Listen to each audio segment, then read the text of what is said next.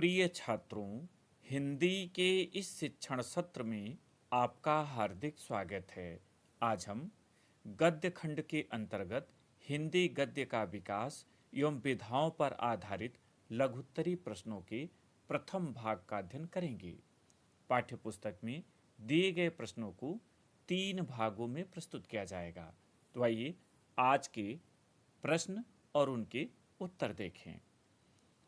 पहला प्रश्न, रानी केतकी की कहानी के लेखक का नाम लिखिए। उत्तर, रानी केतकी की कहानी के लेखक का नाम इंसा अल्लाह खां है। दूसरा प्रश्न, हिंदी के प्रथम मौलिक उपन्यास का नाम लिखिए। उत्तर, हिंदी के प्रथम मौलिक उपन्यास का नाम परीक्षा गुरु है। इसके लेखक लाला श्रीनिवास दास हैं। यद्यपि केवल उपन्यास का नाम पूछा गया है, किंतु आप लेखक का नाम भी तैयार करें। तीसरा प्रश्न, भारतेंदु युग के 2 निबंधकारों के नाम लिखिए। यद्यपि 2 निबंधकारों का नाम पूछा गया है, किंतु आप उनकी रचनाएं भी तैयार करें जो आगे बड़ी लाभप्रद होंगी।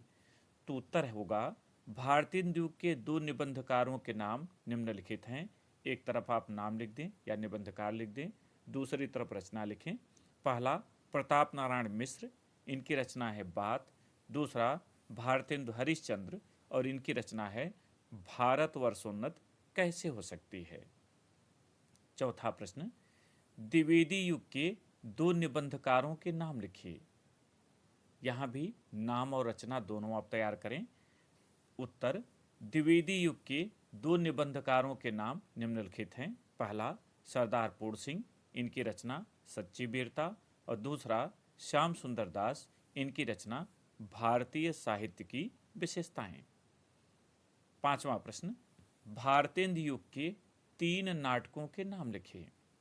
इसमें आप भारतेंदु युग के किसी लेखक का नाटक लिख सकते हैं। तो उत्तर, भारतेंदु युग के 3 नाटकों के नाम निम्नलिखित हैं। पहला, भारत दुर्दशा। दूसरा, अंधेर नगरी। तीसरा, सत्य हरिश्चंद्र। और ये तीनों भारतेंदु जी के ही नाटक हैं।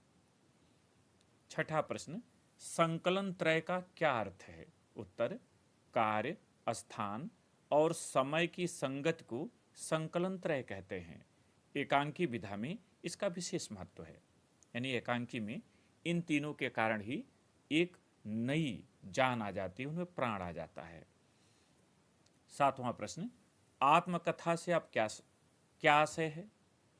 उत्तर, लेखक जब स्वयं अपने जीवन की स्मरणीय घटनाओं को क्रमबद्ध रूप में प्रस्तुत करता है तो उसे आत्मकथा कहते हैं। यानी आत्मकथा लेखक स्वयं अपने जीवन के विषय में लिखता है। आठवां प्रश्न, जीवनी का अर्थ लिखिए। उत्तर, किसी व्यक्ति विशेष के जीवन की जन्म से लेकर मृत्यु तक की घटनाओं के क्रमबद्ध विवरण को जीवनी कहते हैं। यानी जीवनी में लेखक किसी दूसरे व्यक्ति के जीवन की जन्म से लेकर मृत्यु तक की घटनाओं को लिपिबद्ध करता है। हिंदी के प्रमुख 3 जीवनी लेखकों के नाम लिखिए। 9वां प्रश्न। उत्तर, हिंदी के प्रमुख 3 जीवनी लेखकों के नाम निम्नलिखित हैं। यहाँ उनकी एक एक रचना भी दी गई है। पहला, विष्णु प्रभाकर, इनकी रचना आवारा मसीहा। दूसरा, अमृत राय, इनकी रचना कलम का सिपाही। और तीसरा, रामविलास शर्मा, इनकी रचना निराला की साहित्य साधना। 10वां प्रश्न, जीवनी और आत्मकथा में अंतर बताइए। उत्तर, जीवनी में लेखक किसी दूसरे व्यक्ति के जीवन की घटनाओं का वर्णन करता है, जबकि आत्मकथा में लेखक स्वयं अपने जीवन की घटनाओं का वर्णन करता है। 11वां प्रश्न, संस्मरण किसे कहते हैं। जब लेखक किसी स्मरणीय महापुरुष, व्यक्ति, वस्तु या घटना का अपनी स्मृति के आधार पर सशक्त एवं रोचक भाषा शैली में वर्णन करता है तो उसे संस्मरण कहते हैं। यानी बीती हुई घटना को लिपिबद्ध करना और वह भी रोचक शैली में संस्मरण कहलाता है। 12वां प्रश्न, हिंदी के 2 संस्मरण लेखकों के नाम लिखिए। यहाँ भी वही बात, नाम के साथ आप रचना भी तैयार करें। हिंदी के 2 संस्मरण लेखकों के नाम निम्नलिखित हैं। पहला, महादेव वर्मा, इनकी रचना है पथ के साथी। दूसरा, राम वृक्ष बेनीपुरी, इनकी रचना माटी की मूर्तें। 13वां प्रश्न, रेखा चित्र तथा संस्मरण में अंतर स्पष्ट कीजिए। ध्यान रखिएगा कि दोनों बिल्कुल मिलती जुलती रचनाएं हैं, जरा सा ही इनमें अंतर है। आप कुछ इस तरह से उत्तर लिखें। संस्मरण एवं रेखा चित्र का अंतर निम्नवत है। पहला, संस्मरण का शब्द चित्र पूर्ण होता है, जबकि रेखा चित्र का शब्द चित्र अपूर्ण भी हो सकता है। माने संस्मरण पूर्ण होता है, जबकि रेखा चित्र हो सकता है पूरा न हो। दूसरा, संस्मरण यथार्थ पर आधारित होता है, जबकि रेखा चित्र में कल्पना की प्रधानता होती है। अर्थात संस्मरण बीती हुई घटनाओं को ही पुनः मूर्त किया जाता है, इसलिए वह यथार्थ पर होता है आधारित, जबकि रेखा चित्र में कल्पना का अधिकता होती है, वो कल्पनाओं पर आधारित होता है। 14वां प्रश्न, हिंदी के प्रमुख रेखा चित्रकारों के नाम लिखिए। उत्तर, हिंदी के प्रमुख रेखा चित्रकारों के नाम महादेव वर्मा, राम वृक्ष बेनीपुरी, बनारसी दास चतुर्वेदी, कन्हैयालाल मिश्र प्रभाकर, विनय मोहन शर्मा आदि हैं। किन्हीं भी दो का नाम लिखकर आप आदि कर देंगे तो आपका उत्तर सही रहेगा। 15वां प्रश्न, यात्रा वृत्त किसे कहते हैं? उत्तर, वह रचना जिसमें लेखक किसी यात्रा के अनुभव का यथार्थ एवं कलात्मक वर्णन करता है, उसे यात्रा वृत्त कहते हैं। माने लेखक ने कहीं यात्रा की हो और वहाँ की घटनाओं का बड़ा सुंदर वर्णन किया हो, कलात्मक वर्णन किया हो, तो यात्रा वृत्त कहलाता है। 16वां, यात्रा वृत्त की प्रमुख विशेषताएं लिखिए। यात्रा वृत्त की प्रमुख विशेषताएं निम्नवत हैं। पहला, यात्रा वृत्त में यात्रा के स्थान, घटनाओं तथा वहाँ की सभ्यता व संस्कृति का यथार्थ चित्रण होता है। दूसरा, इसमें आत्मकथा, संस्मरण और रिपोर्टाज तीनों के तत्व पाए जाते हैं। प्रश्न संख्या 17, रिपोर्टाज से आप क्या समझते हैं? उत्तर, जिस गद्य रचना में किसी घटना का आंखों देखा विवरण कलात्मक एवं साहित्यिक रूप में प्रस्तुत किया जाता है, उसे रिपोर्टाज कहते हैं। रिपोर्ट अंग्रेजी भाषा का, जबकि रिपोर्टाज फ्रांसीसी भाषा का शब्द है। ध्यान रखिएगा, जो रिपोर्ट होती है उसी का साहित्यिक और कलात्मक रूप रिपोर्टाज कहा जाता है, और यह प्रायः आंखों देखी घटना पर आधारित होता है। प्रश्न संख्या 18, 4 रिपोर्टाज लेखकों के नाम लिखिए। यहाँ नाम के साथ आप रचना भी तैयार करें। तो उत्तर, 4 रिपोर्टाज लेखकों के नाम निम्नवत हैं या निम्नलिखित हैं।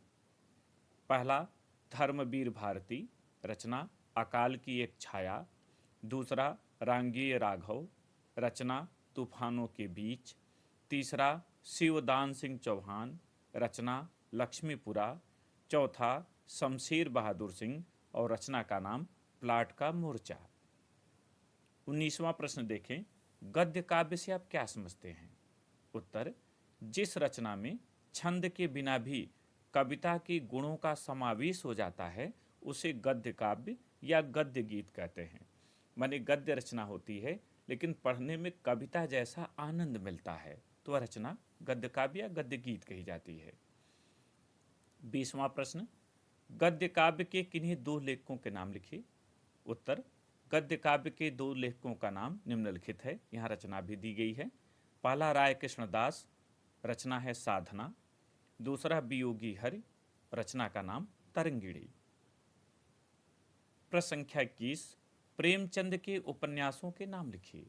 उत्तर, गोदान, गबन, कर्मभूमि, रंगभूमि, निर्मला, सेवा सदन आदि प्रेमचंद के उपन्यास हैं।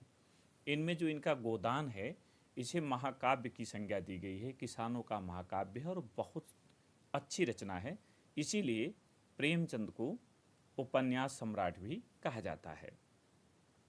22, प्रेमचंद के उपन्यास किन विषयों पर आधारित हैं? उत्तर, प्रेमचंद के उपन्यास दीनहीन मजदूरों, उपेक्षित किसानों, नारी उद्धार, समाज सुधार, राष्ट्रीय चेतना आदि विषयों पर आधारित हैं। समाज सुधार के अंतर्गत ही आपका दहेज प्रथा या आभूषण से मोह, ये सब विषय भी आ जाते हैं। 23वां प्रश्न, हिंदी के सर्वप्रथम यात्रा वृत्त लेखक एवं उनकी रचना का नाम लिखिए। यानी यहाँ प्रथम यात्रा वृत्त किसने लिखा, उनका नाम, उनकी रचना पूछा जा रहा है। तो उत्तर, हिंदी का सर्वप्रथम यात्रा वृत्त लेखक भारतेंदु हरिश्चंद्र को माना जाता है। उनकी रचना का नाम सरयू पार की यात्रा है, यानी सरयू पार की यात्रा प्रथम यात्रा वृत्त है। प्रश्न संख्या 24, पाश्चात्य दृष्टि से नाटक के तत्व लिखिए। उत्तर, पाश्चात्य दृष्टि से नाटक के निम्नलिखित 6 तत्व होते हैं। पहला कथानक अथवा कथावस्तु, दो में से कोई एक ही लिखेंगे, या कथानक या कथावस्तु। दूसरा पात्रम चरित्र चित्रण। तीसरा कथोपकथन अथवा संवाद, इसमें भी चाहे कथोपकथन लिखें या संवाद लिखें, दोनों एक ही बात है। चौथा देश काल और वातावरण। पांचवा भाषा शैली और छठा उद्देश्य। ये 6 तत्व माने गए हैं पाश्चात्य दृष्टि से किसी नाटक के। आज का 25वां और अंतिम प्रश्न, जयशंकर प्रसाद के नाटकों के नाम लिखिए।